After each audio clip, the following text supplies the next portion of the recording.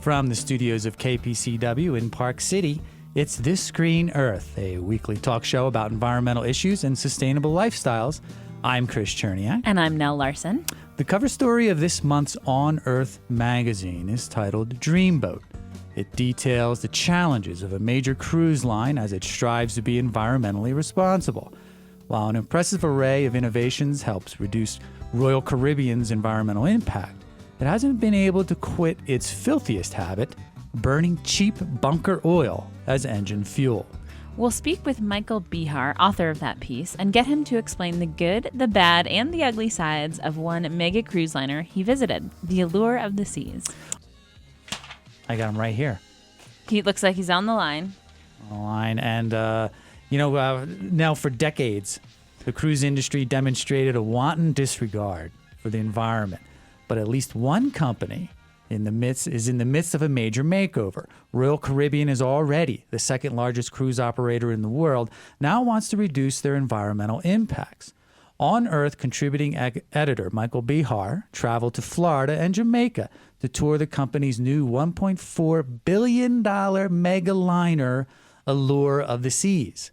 I don't know why they didn't just call it like Colossus or maybe last mile or Agamemnon, something more appropriate. There he met with the cruise line's vice president for environmental stewardship, Jamie Sweeting, formerly of the nonprofit conservation group Conservation International. What Behar found was, in his words, a story of the good, the bad, and the ugly. And he joins us online to talk about his article and his experience. Michael, thanks for joining us on This Green Earth. Thank you for having me. Yeah, good to be here. Let's start here. We'll get to Royal Caribbean in a bit, but I want to learn more about this ship, this mega liner. Floating city. For all intents and purposes, that's probably what it is. It holds or it can accommodate up to like 6,000. Is it 4,000 or 6,000 passengers? About 5,000 passengers, 5,300 I think it is, and a couple thousand crew. So all told, you get 7,000 plus people on this ship, which is somewhere in the nature of 7 times the size of the Titanic. So that gives you some perspective on how much bigger it is, and it uses about 25 megawatts of electricity. When it's running. So that is a city. Yeah, I mean, Park City, there's about 9,000 or 10,000 people in Park City, full-timers. So it's about the size of this town, put on a ship. Actually, the ship is about the size of this town, I think. Yeah. So let's talk about because of it, we talk about it in terms of a town. It has an important its own infrastructure.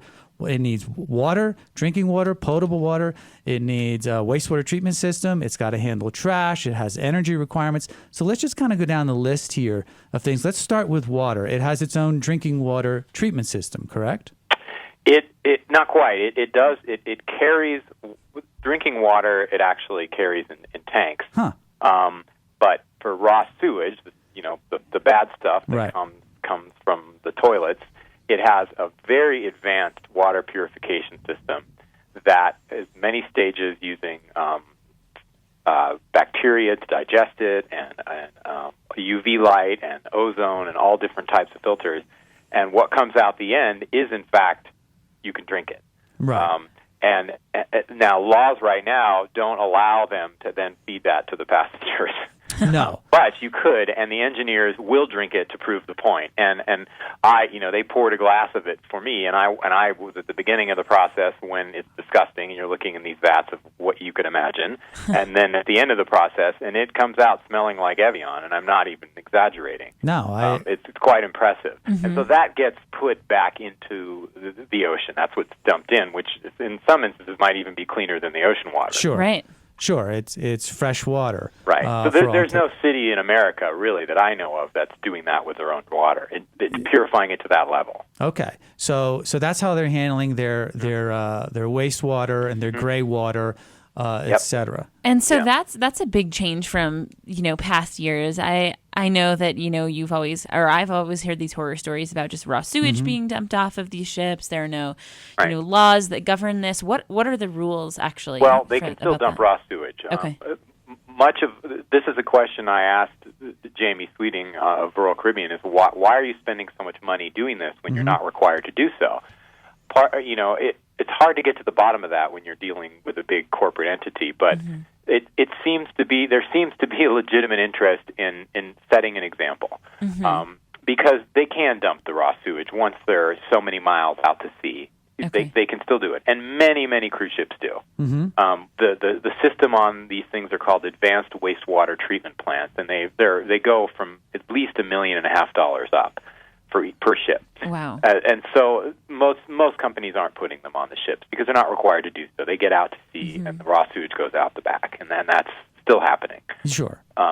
So there, that the laws don't really require them to do so unless they're within a proximity of certain coastlines. Not every country has the rules, but particularly U.S. and some of the Caribbean islands, and there's international rules that they abide by. But beyond that, there isn't. So they do actually do this. I almost want to say voluntarily. Well, I'm sure that they showcase that and they make sure that they talk that up. But Right. I get in some cases, I bet it behooves them to make sure that they do go to that extent, because bacteria and viruses are big issues on cruise liners, and we read occasionally stories about particularly virus-borne infections on cruise liners, and nothing will kill a family's plans to go on a cruise than another Norwalk virus story in the paper. Right. I think it's called the norovirus, Yeah. or I can't remember the exact name. Yeah, that generally comes, I think, from food or people not washing their hands. And, Right. And the problem with on a cruise ship is you're in this sort of self-contained incubator where, everyone is in such close proximity and all sharing these mile-long buffets of food that is... Oh, boy. That if one person gets sick and it just goes really quickly, and you can't get people off if you're out in the middle of the sea. It's not like you can really quarantine 6 people. Yeah. They're not turning around. So no.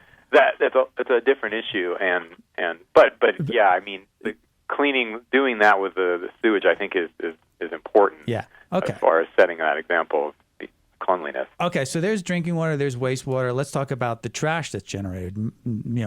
Lots and lots of trash generated. What do they do with that? Well, so what Royal Caribbean and let's not just single them out. Norwegian Cruise Lines is doing also an exceptional job. There just really isn't enough room in the story to talk about all the companies, but some of the bigger companies are doing a lot toward greening their ships. Some are, quote, sort of dabbling in it, but I would say Norwegian and Royal Caribbean are definitely the best ones. And these two companies are recycling everything. Nothing is going into the ocean from the ships. So they have these huge sorting facilities in the middle of the ship. They're chilled so things don't rot, and it's just a lot of manual labor. I've stood there for an hour, and 10 or 12 different staffers are. Stuff's coming down the trash chute or in bags, and they're picking through it piece by piece, sorting the plastics and the papers. They even go through the garbage, and if they find prescriptions, and for some reason, maybe you could guess, a lot of people who take cruises have a lot of prescriptions. They go through the pills, and those actually go to a hazardous waste facility. They're not actually throwing those in the trash. Any aerosol bottles, they have a special machine that takes the aerosol out of it and properly puts it in a hazardous tank, and then they crush the cans, and those get recycled. Wow. So all of this goes ashore. Some of Norwegian Cruise Lines sends it ashore, and it gets actually burned in a waste-to-energy facility, and it powers houses in a county in Florida. They collect cooking oil. That goes to make biofuel. So a lot of this gets what they call landed ashore. So they keep it on the ship, and then when they get to where their home port is, which is generally Florida, it gets trucked off the ship and goes to various facilities.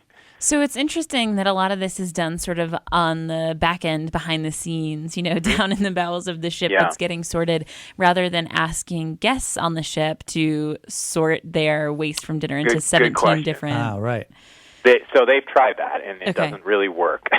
So what they have found is that it's more efficient to just commingle everything, and hire people on the ship whose job it is to separate out all the recyclables from the trash. because it hasn't really worked in the passenger cabins. Now, the staff cabins, they do actually have their own recycling bins because the staff are a little bit more responsible in that sense, and they recycle their own stuff so that when it comes down, it's already separated. And that's not insignificant because there's 2,000 crew members. Right. So it's a good chunk of garbage as well that gets pre-sorted. So yeah, they've tried that. Various places on board the ship, there are recyclable trash cans where it's obvious. So if you're at a bar and they have glass bottles and you're sitting around the pool, you can throw it in those things. But for the cabins, it hasn't really worked. But yeah.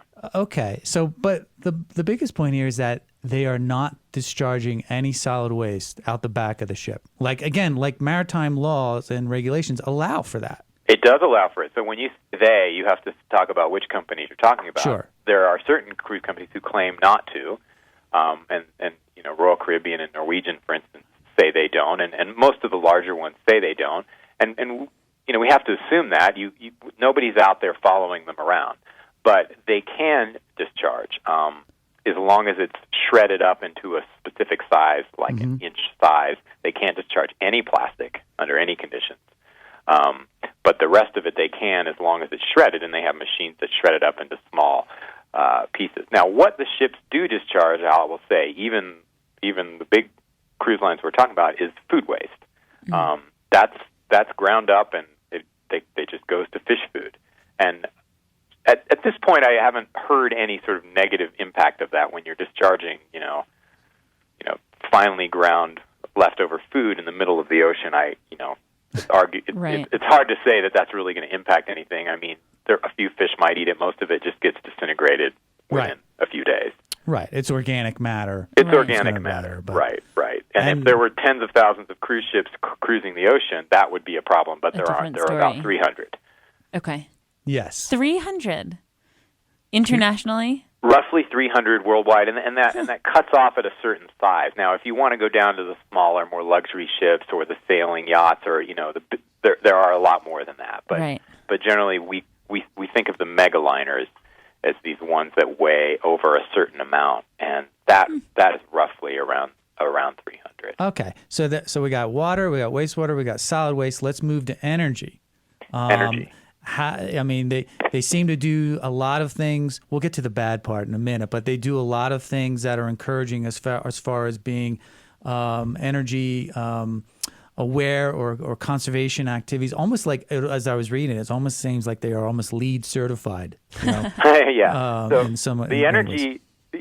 People tell you when you want to make your home energy efficient, a lot of people go out and buy new appliances and put solar panels on the roof. But actually, the best thing to do is just caulk your doors and put in new windows and seal that. So that's kind of what they're doing on the ships. They're putting tinting on the windows so the rooms don't get hot. They're changing everything to LED lighting and CFLs. They're lowering or raising, I guess, the thermostat for the air conditioners so that the air conditioners aren't blasting cool air 24 hours a day. In fact, I think it was on Norwegian, they have one that it uses some sort of monitor to count how many people are in a space in a large area and then adjust the air conditioning based on that. So they're doing a lot of little things which then add up to the ability for them to use less power, because all that power is generated by burning fuel. I mean, there's no other. They do have solar panels on these ships, but it's a tiny percentage. As you know, they don't produce a lot of energy. Right. It's a tiny percentage of their overall use of that 25 megawatts. Yeah, that's Right. So let's get to what the source of their energy is. This fuel that they use. What is it that they're using to burn? They burn something called bunker fuel. Sometimes people call it bunker oil. It's a byproduct of petroleum refining. It looks kind of like asphalt, black, and it's actually thick and gooey. It's almost solid when it's not heated. It's so basically impure that it has to be warmed in order to get viscous and then fed into the engines. So that is the primary fuel for every cruise ship and every container ship and every large ship anywhere, except for military ones, which burn different fuels. But that's the major fuel, and the big reason is it's just really, really cheap. They buy it by the ton. It costs about $700 a ton. The next step up would be burning diesel. Now you're looking at $25,000 a ton. Huge Wow. increase. So it is it's dirt cheap. And that's what enables you to go on a 7-day Caribbean cruise for $4.99. Because if they were burning the other fuel, it wouldn't be that cheap. I mean, Right. that keeps costs way down. And again, because it's cheap, but it also burns very black because you say it's very impure. It's like the bottom of the barrel of a barrel of oil. This is the most impure, next to petroleum coke. It's just, in fact, it's probably not much different than coal. Nell and I were talking about. They might as well have stevedores. No, I think it's worse than coal. Okay, it's worse The than coal. particulates and the sulfur oxides and nitric oxides that come out are worse. Yeah, let's talk about those Yeah. byproducts a little bit. When this gets burned, how does it differ, from burning a cleaner, more refined product? Well, it reduces these sulfur oxides, and which have been shown for many years to cause all. They carry with them particulate matter, and if you're in the vicinity of where this stuff is being expelled, it's been shown, in many studies. There's no argument there that it causes all kinds of things like emphysema and cancer and premature deaths. And so they've done these studies that say, well, people that live near where cruise ships dock collectively worldwide could cause up to 30,000 premature deaths just from breathing in this stuff, because when the cruise ships dock, it's not like they can turn their engines off. They have a city that they have to power. And so those engines keep running, and that black stuff coming out the smokestacks keeps coming out. And typically in most, just the way weather patterns work in most islands, wind is onshore, so it's blowing smoke onto the town. Right. And that's a big problem. The other pollutant that comes out is the stuff that causes acid rain, and that's a concern as well. But it's much less of an impact because there's not thousands of cruise ships around the world. Right. It's interesting that they go to such extremes to treat their wastewater, something that otherwise is visible. Right. Yet here's something that is obviously visual. Yeah. Smoke coming out of these stacks. Yeah. And is there much effort to put pollution control systems on these stacks? There is, and one number I like to throw out there, which is shocking to people, is that 15 cruise ships, out at sea, expel as much emissions from sulfur oxides as every single car in the entire world. Wow. So you can see how in fact dirty this stuff is, and there are new laws that are going to come into effect in sort of in tiers in various years, and the first set is beginning this August, and it will affect the entire North American coastline, so from 200 miles offshore, the U.S. Virgin Islands, and Puerto Rico. So these are all U.S. territories and then Canada. And within that 200 miles, the rule is that the emissions levels from these smokestack emissions is going to have to be dramatically cut to a very small number. So what that's saying to the cruise companies is you've got to figure out how to cut those emissions. And there's basically only two choices: burn distillate fuel, which is diesel, or put a scrubber on top of the smokestack to clean it so it doesn't emit. And scrubbers are a very unproven technology for cruise ships. There's very few companies making them, and they're really just in the initial testing stages. So the only other alternative is burning these distillate fuels, which you can imagine cruise companies aren't too happy about because the extreme cost. So, and then those rules are in the coming years, in 2015 and 2020, they extend out to more parts of the world, and eventually there'll be a global standard. So you mentioned that, these emissions regulations are getting stricter. And do you foresee the rules in other areas getting stricter too? What they can discharge from the boats, either out in the open or in the port, or, the wastewater or the solid waste, or any of those other things that we've talked about. That was one thing that was kind of running through my head, as you said, trying to figure out the motivation for a company to put so much money into a technology that's not required. Do you think they're anticipating stricter regulations? I think they are. It takes. The word I heard a lot from executives was future-proofing the ships. Got it. It takes a very long time to design and build a ship from the ground up, and so they have to sort of think ahead 5 or 8 years. These ships, especially the bigger companies, they don't use them for very long. You'd think, oh, they build a ship like the Allure of the Seas, and they're going to use it for 20 years. No, that doesn't happen. People on cruises, they want brand new ships. So the ships get used for a few years, and then they get sold to another company who may, get it for a better deal and run cheaper cruises or what have you. They're not scrapped by any means, but they move on, and so already Royal Caribbean has plans for bigger and better ships already being built. And in those ships, there's even more technology like this because, yes, I think they think that eventually rules will become more and more strict, especially with solid waste. I think that will, and even stuff that's ground up very small. That's probably the next thing to happen. Right. Okay. Raw sewage, that's probably going to go on for a while because the rules right now is you can dump it 4 miles offshore, which isn't really far enough. But I think that rule will extend so that you can't dump it until you're in the middle of open ocean. Right. And that impact is arguably less because it's not falling on reefs and things that are affected by those pathogens and viruses and bacteria and all that stuff. Sure. Yeah. Michael, we only have a couple minutes left, but your story also talks briefly about the impacts of these larger ships just by the fact that they need bigger harbors or deeper harbors, and as a result, there's additional dredging that's required and the environmental impacts associated with making, accommodating these ships in ports. Yes, right. I mean, obviously, most cruise ships, at least in our part of the world, are going to the Caribbean. They're going to islands.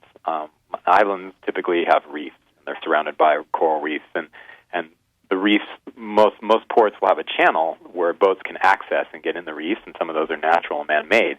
But typically, those channels aren't designed for ships of these sizes. So they have to figure out a way to fit the ships and get them docked. And that usually calls for, dredging and removing sections of reef so they can get through. There's an environmental argument of why don't they shuttle passengers? They anchor outside the reef and shuttle people in on these littler boats, and they do that in some parts of the world where it's required.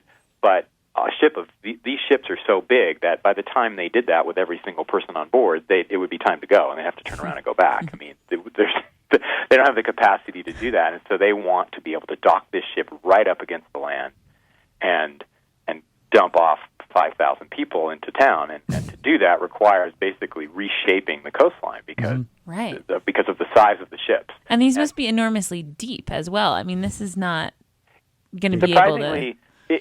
That's what I thought, too. They're not... The depth of the ship or how far it goes underwater is called the draft, and they're actually not as deep as you would think. They're not like oil tankers or other ships. They're definitely deep, but sometimes they're only 25, 30 feet.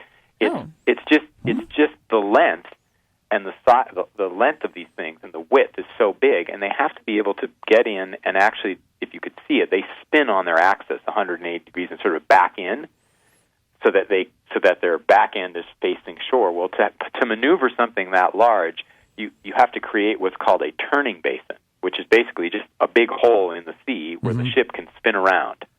And that's what takes a lot of dredging and a lot of removing of rock and coral because the ship needs to be able to stop and spin itself 180 degrees and back in. Well, the name of the article is Dreamboat. It's you can read all about it on this month's On Earth magazine. That's online at onearth.org. Michael Behar, I hope I pronounced your last name correctly. Yeah, that's right. Is the contributing editor at On Earth, and he wrote this fascinating article about Royal Caribbean and the cruise line industry in general. Michael, thanks again for joining us on This Green Earth, and we look forward to talking to you in the future on some other cruises you may take. Nice assignment. Okay, thanks. You're welcome. You got it. We're going to take a break for a couple more underwriters, and we'll be back to wrap up. It's This Green Earth.